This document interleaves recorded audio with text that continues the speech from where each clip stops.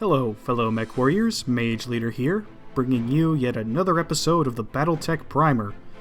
In this series, we take a brief look at the core mechs of the Inner Sphere, the good, the bad, and sometimes the outright loony. Today we'll be looking at a mech that I took a little bit of a jab at in my last video, the Rifleman. Now, seeing as how last time I implied that this thing's pilots were too stupid to figure out how to use a quick draw, I figured it was only fair to give their machine its time in the spotlight, and ladies and gentlemen, this machine is an odd little duck. Now, one cannot discuss the Rifleman without addressing the hentai tentacle in the room, so let me get this out of the way. This design is 100% original, and is not in any way connected to a nameless children's holovid series from late 20th century Japan. Alright, everyone understand? Good. Now we can move on. The story of the Rifleman is a lengthy and confusing one, largely involving companies that weren't sure what exactly they wanted their machine to be. Is it an anti-aircraft platform? Is it a long-range sniper? Is it a fire support platform? Is it a close-range brawler? Well, according to Calon Industries, the answer was simply yes.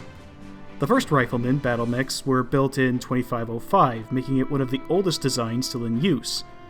The initial run was designed for fire support and was largely successful. At least it was until companies began building machines that were more capable than a Mackie. While it was serviceable for the reunification war, a whole host of problems became obvious fairly quickly. The mech was not armored heavily enough for close range, and its weapons were too limited for it to keep a distance.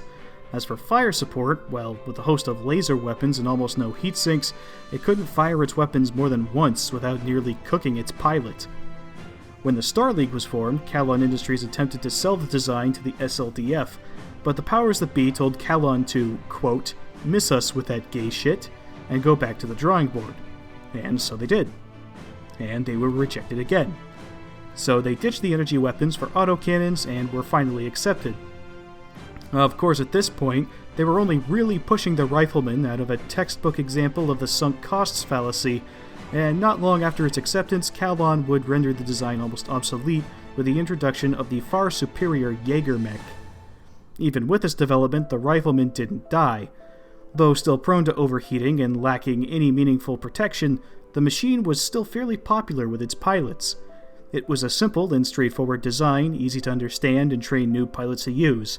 After all, it doesn't take a genius to stand in a line and fire indiscriminately at a patch of ground somewhere in front of you. Riflemen and Jaeger mechs were often spotted together, forming a virtual wall of ordnance for the enemy to march through. One Rifleman might not be much of a threat, but a full lance of them, well, that's a different story altogether. The design would be scattered around the Inner Sphere during the Succession Wars, and soon nearly every house and manufacturer had their own version of this thing that they were pumping out. While its shortcomings kept it from ever really achieving greatness, the proliferation, cheap production cost, and ease of use prevented it from dying out. On the battlefield, the Rifleman is primarily used as a fire support and anti-air platform. It's not fast, not well armored, and certainly not built for sustained fire. As a result, most Rifleman pilots like to find a nice quiet place to sit and shoot, preferably at targets that can shoot back. In the event that someone manages to close the distance, the default tactic is to run home to mommy like a cowardly little bitch to make a tactical withdrawal to a new firing position. Riflemen rarely fight alone, preferring to make a line of death for their prey to walk through, like that cheeky Tau player you hate playing against at your local game store. You know the one. Now, before we continue, I must preface by saying that if I covered every variant of the Rifleman, we would be here until the Clan Invasion Kickstarter packages actually arrive, so I'm only going to cover a few of the more notable ones. If your favorite isn't here, feel free to issue me a batch all in the comments. Now, the default Rifleman is the RFL-3N. It is armed with 2 each of large lasers, small lasers, and AC-5s. It is capable of lobbing shells at an impressive rate, making it the default bird swatter of the Inner Sphere. VTOL pilots beware. The RFL-1N was the initial model of the Battlemech. It was armed with 2 large lasers and 2 medium lasers. Decent firepower at the time, but without sufficient heat sinks and a dismal top speed, this variant was about as useful as a condom in a convent. By the time the Star League rolled around, this design was well past its prime, assuming it ever had one to begin with.